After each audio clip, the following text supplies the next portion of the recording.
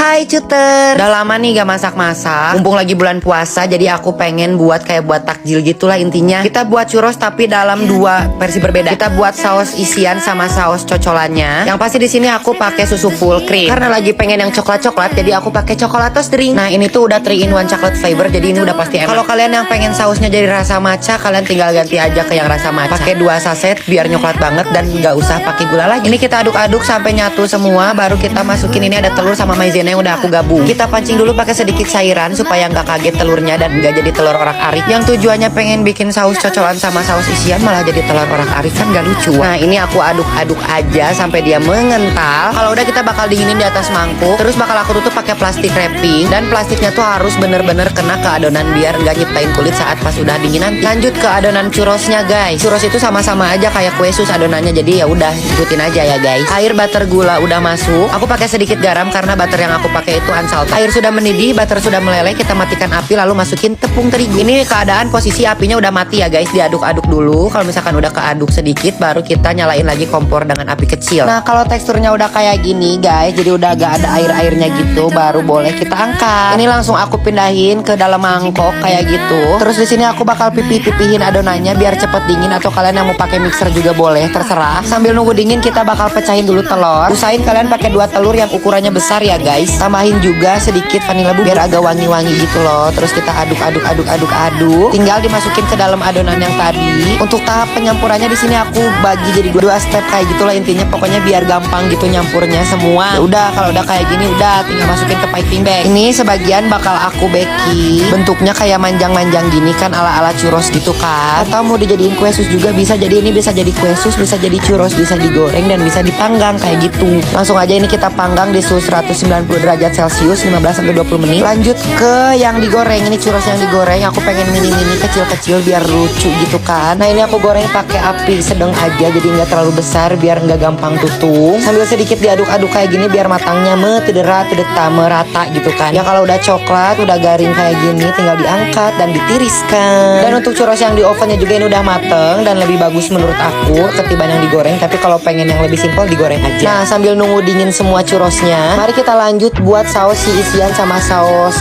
cocolannya. Di sini aku bakal kocok whipped cream sama dikasih gula sedikit dan aku gak akan kocok sampai kaku banget. Krim coklatosnya juga di sini aku bakal kocok ulang lagi. Kalau udah halus pun dua-duanya kita gabung jadi satu kayak gini. Jadi ini rasanya bakal kayak es krim coklat gitu, enak banget deh. Nah kalau udah nyatu tinggal siap dihidangkan gitu kan. Yang ini dimasukin ke dalam churrosnya. Terus kita taburi gula-gula biar ada warna-warnanya gitu kan dikit. Tuh kan mampus mantap. Nah saat ini dimakan dengan saus coklatos yang kita buat, ini tuh jujur enak banget. Hai cuters. Oke, kali ini kita bakal buat seblak ala Bandung lagi. Dan ini adalah bahan utama seblak Bandung ya guys. Ini ada bawang putih, terus ada kencur. Kencur itu yang paling wajib ada di seblak Bandung. Kalau seblak nggak pakai kencur namanya bukan seblak, kayak kurang aja gitu. Terus bahan selanjutnya kalian lihat aja tadi di layar ya, terus diulang. Nah lanjut di sini aku mau masakin dulu telurnya. Sengaja aku masak telur duluan biar bumbu yang udah kita halusin nggak nyatu di telur semua. Nah kalau misalkan telurnya udah mateng, baru deh kita tumis si bumbu yang udah kita halusin tadi. Jadi rasa wangi si rempahnya itu bakal kecampur di semua kuah, nggak ngedamblek di endog doang gitu bahasa Sunda emang. Kalau bumbunya udah buat orang batuk sama bersin, barulah kita kasih air. Aku orang yang makan seblaknya itu harus berkuah, bener-bener kuahnya harus banyak. Nah karena bakal jadi makan temen nasi gitu, jadi aku masukin sosis aja semuanya. Nah di sini aku pakai Kenzler yang beef cocktail. Pokoknya yang lucu-lucu imut-imut gini, jadi kayak tinggal langsung gigit aja gitu kan. Terus kalau misalkan sosisnya udah lumayan mateng, baru deh kita bumbuin. Ada pecin, garam, gula, terus penyedap rasa. Pokoknya semuanya masukin. Jangan lupa diaduk biar bumbunya merata. Terus kita adjust dulu rasanya. Si paling sok Inggris banget. Dan pas dicobain itu kurang pedas, jadi aku tambahin lagi cabai bubuk. Terus diaduk-aduk lagi. Aku malas voice over, jadi kalian liatin aja.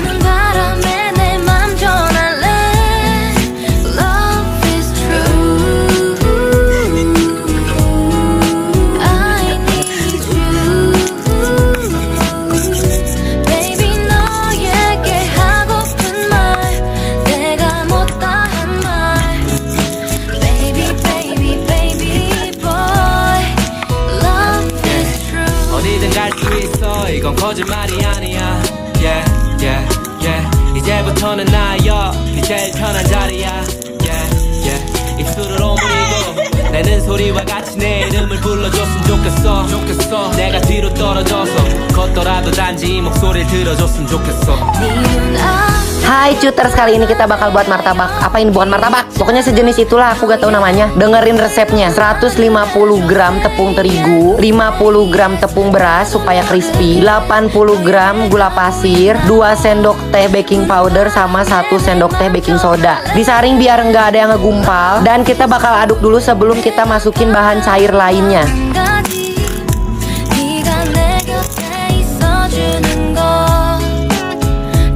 Nah, bahan cairnya ada 2 butir telur sama 200 ml susu 200 ml susu full cream nih, hara rese ngomong gitu. Oke, gini kita aduk sampai gulanya larut. Kalau misalkan adonannya udah halus kayak gini, baru siap untuk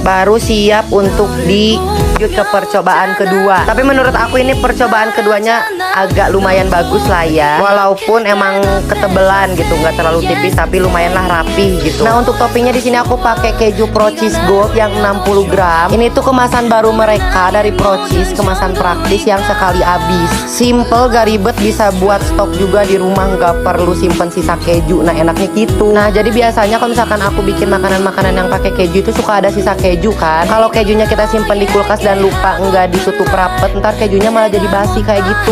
Hai cuters, kali ini kita bakal bikin 2 resep dalam satu video. Yang pertama itu ada pancake, kita cuman pakai 5 sendok terigu. Terus ada 2 sendok makan gula, terus diaduk-aduk gitu. Terus ada baking powder, setengah sendok teh sama susu, sama endog terakhir. Nah, untuk susunya ini aku taker tapi sampai kekentalannya kayak gini aja, kalian lihat sendiri di layar. Terus tinggal kalian panggang di pan anti panas kayak gini pakai api kecil ya guys. Pas dibalik tuh kan mampus, bagus, mulus banget. Nah, ceritanya tengah-tengahnya aku pakai isian kayak gitu. Sini aku pakai Procis Quick Melt, tahu guys. Dan ini tuh keju asli Indonesia yang cepat meleleh, jadi kayak cocok banget deh buat pengganti mozzarella. Dan ini tuh keju premium dengan rasa yang milky dan gurih banget. Gak lupa ditambah susu biar tambah manis. Hai cuter, oke, karena aku udah janji sama warga Instagram kalau aku bakal buat lumpia basah. Yang pertama ini bakal aku masak dulu bengkuangnya pakai 100 gram gula aren sama 300 ml air. Untuk bengkuangnya terserah kalian mau segimana banyaknya juga. Ini kita aduk sampai gulanya cair. Terus kalau udah cair kita tutup deh. Nah, sambil nunggu kita bakal halusin bumbunya. Ada cengkeh, kencur sama bawang putih. Oke, kita lanjut lihat bengkuangnya. Dan bengkuangnya udah berubah warna, jadi kayaknya udah nyerep ini semua gulanya ya guys. Tinggal kita angkat, tiriskan, terus tinggal disisihin aja dulu. Nah, air bekas rebusannya aku pindahin ke wajan yang berbeda. Terus bakal aku kasih 1,5 sendok makan tepung maizena yang udah aku kasih air. Kita aduk-aduk dengan api kecil sampai dia kental kayak gini nih tuh. Kalau udah tinggal disisihin aja deh. Oke, kita lanjut ke tahap terakhir.